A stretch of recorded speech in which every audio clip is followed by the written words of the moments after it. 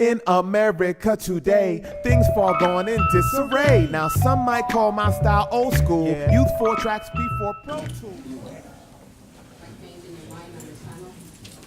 The tunnel, they talk about you in the tunnel all the time, but they don't talk about. This is the question location right up here.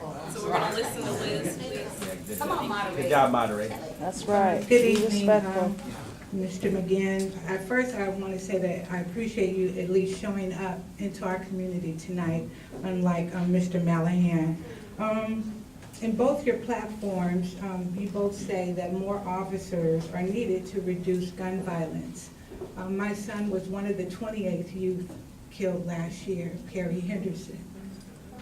Other than increasing officers by numbers, can you specifically address the root causes of the youth gun violence? And how will more officers address that issue? Say it, Mama. Yeah. And more officers don't address root causes, which I agree with. You know, and there are, lots of communities in town who are concerned about, the frequency that police are available in their communities. And it is appropriate because of that to talk about having a sufficient number of officers on the police force. But I don't kid myself that more officers are do anything about the root causes of youth violence. And as mayor, if elected, I did put into my platform and am committed to making sure we invest in alternatives for youth to gang violence. That's education, that's jobs, and that's, as we discussed earlier, making sure there are relevant community activities and supporting the community activities to work on that.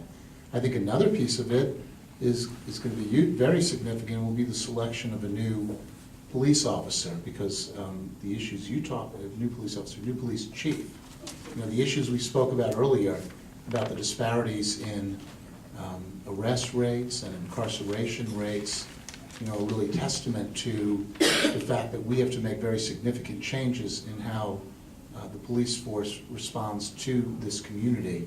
And so that so that they can be trusted, which they are not. And so this choice of a police chief and the process by which we go through choosing a police chief is going to be very critical to setting the stage to helping improve how the police force works. I had a follow-up. Sure. I had a second part Sure. question.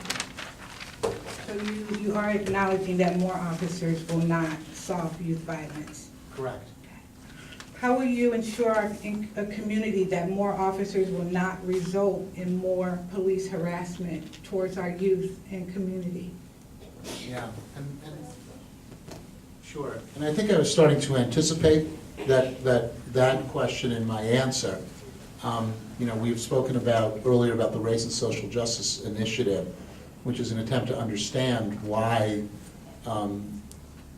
things, in the data, I think the data on arrest rates and incarceration rates are some of the most troubling of all, because the disparities in how, African-American young men are treated is starkly different from how youth are treated otherwise. So there are issues there of police accountability. There has to be accountability. You can talk about different processes for accountability, but I think almost any process can work if there's a true commitment to actual accountability. And I think this is, again, this now comes down to the selection of a permanent police chief.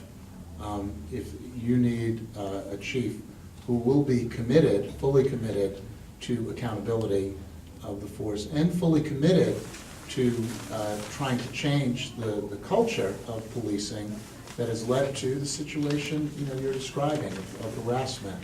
When I went down to the Rainier Beach Community Empowerment Center, community empowerment event where they were handing out backpacks for kids, I met one of the moms came up to me and she said, "What are you going to do for Seattle?"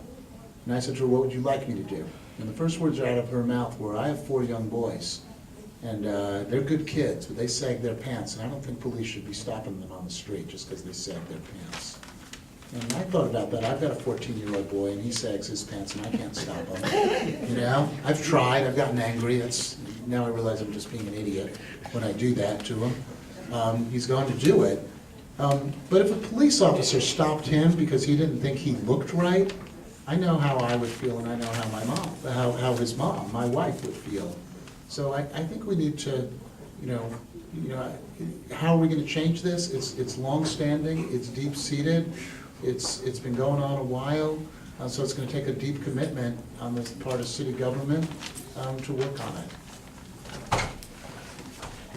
So we're gonna speed things up a little bit more here. If you have a question, now is the time to get up and form in the line here. You ran your primary on the tunnel, and as a property owner, and realizing that that 99 is actually state property, so that's nothing that the city can actually do anything about since we fought for that already for 4 years.